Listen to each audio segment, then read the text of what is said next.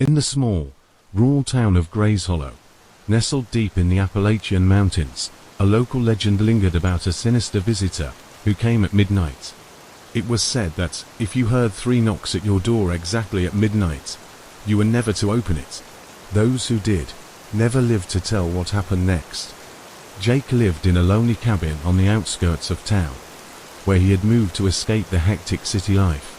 His neighbors had warned him about the midnight visitor when he first arrived, but he had laughed it off, chalking it up to small-town superstition. Jake wasn't one to believe in ghosts or folklore. One cold October night, as a heavy fog rolled in over the mountains, Jake sat by the fireplace reading a book. The wind howled outside, making the wooden walls of the cabin creak. He checked his watch. It was nearing midnight. As if on cue, a deep, resonant knock echoed from his front door. Jake froze. The sound was deliberate, slow, and unnerving. He stood up, heart pounding. The warnings from his neighbors rang in his ears. Never open the door at midnight. But curiosity gnawed at him. Who could be out here at this hour in such weather? He hesitated for a moment, listening. The wind had died down, and the night was eerily still. The only sound was the slow creaking of his floorboards as he moved closer to the door. Knock. Against his better judgment, he peered through the peephole. No one was there. His heart raced. He opened the door just a crack, enough to let the cold air rush in. The fog was thick, swirling like a ghostly veil, but no one stood on the porch. "Hello," he called into the night. No answer, just the heavy silence of the mountain. He shut the door quickly, locking it tight. Jake tried to shake it off. He returned to his chair by the fire, but a nagging feeling of unease settled in his chest. As the clock struck midnight, his house plunged into darkness. The fire went out, the lights flickered, and a cold chill crept over him. Suddenly, the knocking returned, louder this time. Bang, bang, bang, His breath hitched. He stood up slowly, heart thudding in his chest. The door rattled in its frame, if something on the other side wanted in badly. This wasn't the wind, trembling.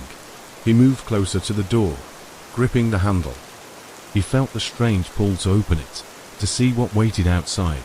But he knew the stories. He knew this was no ordinary visitor. He stepped back.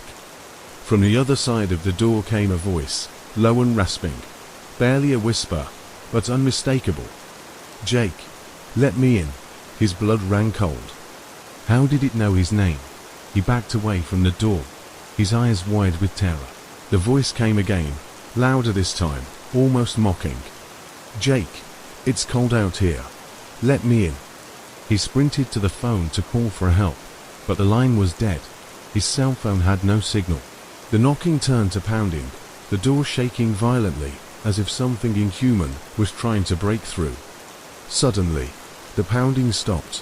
Jake stood there, frozen in the silence. He didn't dare move, barely daring to breathe. He waited for what felt like hours, though it was only minutes. Maybe whatever it was had left. Just as he let out a sigh of relief, a sound made his heart stop. A soft creak from behind him. He turned slowly, dread clawing at him. The closet door in the corner of the room one he hadn't opened in months was now ajar, its darkness yawning open. And from the shadows within, 2 glowing eyes stared back at him. Before he could scream, the lights flickered off for good. The next morning, the townsfolk found Jake's cabin door wide open. Inside, there were no signs of a struggle, no broken furniture, or signs of a fight. But Jake was gone, vanished without a trace. The only thing left was the closet door, still ajar, and 3 deep scratches gouged into the wood of the door frame. From that day on, no one in Gray's Hollow ever ignored the midnight knocking again. Story number 2. The Betrayal. Brian and David had been best friends since childhood. They grew up in the same small town, went to the same schools, and even played on the same basketball team. They were inseparable, like brothers, bound by trust and loyalty. Everyone envied their friendship, but beneath the surface, there were cracks that only Brian knew about. David had always been the popular one, the star of every show. He was the one who got the girls, the attention, and the praise, and Brian, he was always in David's shadow, overlooked. His achievements never quite enough. The resentment started small. Brian would brush it off with a smile, telling himself it didn't matter. But as they grew older, it festered like a wound, eating at him day by day. Then came the breaking point. Sarah. She was the girl Brian had been in love with for years, the one he had confided to David about countless times. But one evening, he found out that David had asked her out. Not only that, but they had been seeing each other behind his back for weeks. Brian's heart shattered. It wasn't just about Sarah, it was the ultimate betrayal. David, his best friend, knew how much she meant to him, yet he took her anyway. It felt like David had stolen the last piece of happiness Brian had left. The anger turned into something darker. The thoughts that followed weren't normal, they were dangerous. He tried to push them down, but the rage wouldn't leave him. The image of David laughing, smiling, with Sarah on his arm, burned in his mind. That night, Brian called David. He said they needed to talk, just the two of them. He suggested they meet at their old hangout, an abandoned cabin deep in the woods, a place they'd gone to as kids to escape the world. David, oblivious to Brian's growing hatred, agreed. They met there just after sunset. The air was cold, and the woods were eerily quiet, the only sound being the crunch of leaves beneath their feet. As they sat by the fire they built, Brian stared at his friend, the flickering flames casting shadows across David's face. For a while, they talked like old times, reminiscing about their childhood adventures. David laughed, completely unaware of the storm brewing inside Brian. Finally, Brian couldn't hold it in anymore. "Why did you do it?" he asked, his voice low and trembling. David looked confused. "Do what, Sarah?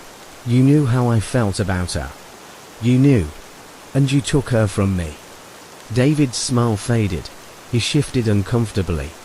"Brian, man, I didn't think it was like that. I thought you were over her. I didn't mean to hurt you." But Brian wasn't listening. His thoughts were a swirl of pain and anger, all focused on the person sitting across from him.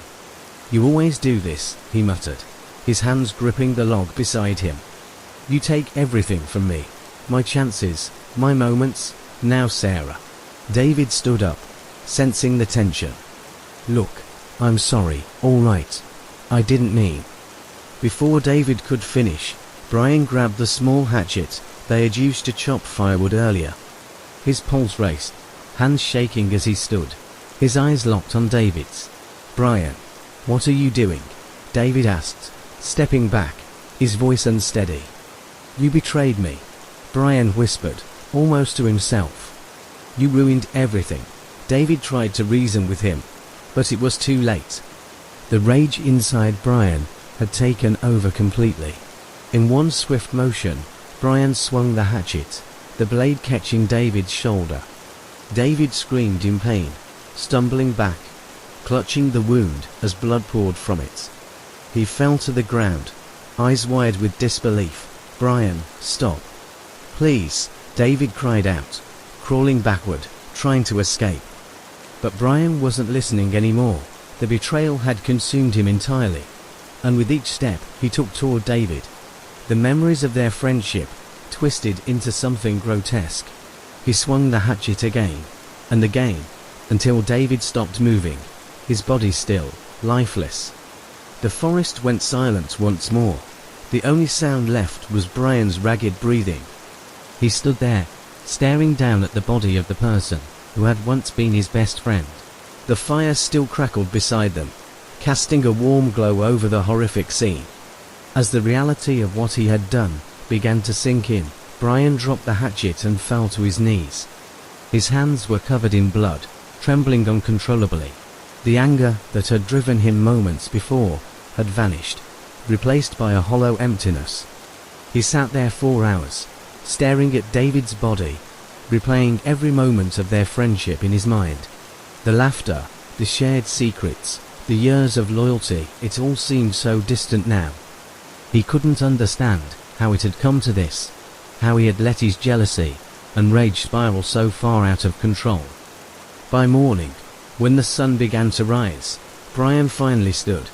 He knew what he had done could never be undone. There would be no forgiveness, no going back. He had destroyed the one person who had ever truly cared about him.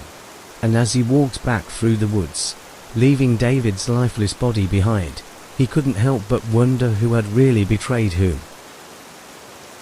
Story number 3. The Vanishing Girls. In the quiet town of Briar Hollow, nestled among thick forests and winding roads, strange things began to happen one summer. It was the kind of town where nothing ever changed until the girls started disappearing. It began with 16-year-old Emily Waters. She was last seen walking home from school, a short mile through the woods, a path she had taken hundreds of times. When she didn't come home, her parents assumed she had stayed late with friends. But when the evening came and went with no sign of her, the town erupted into panic. Search parties combed the woods 4 days, but Emily had vanished without a trace. No footprints, no torn clothing, no signs of struggle, just gone. A month later, it happened again. This time, it was Lisa Marsh, a girl from the neighboring high school. Like Emily, Lisa disappeared on her way home, her route also winding through the dense woods that surrounded the town. Unlike before, there were no signs of a struggle, no clues, nothing to explain where she had gone. The townspeople grew uneasy. Parents forbade their daughters from walking anywhere alone, especially through the woods. Curfews were set, and the streets emptied as soon as dusk fell. Yet despite the precautions, the disappearances continued.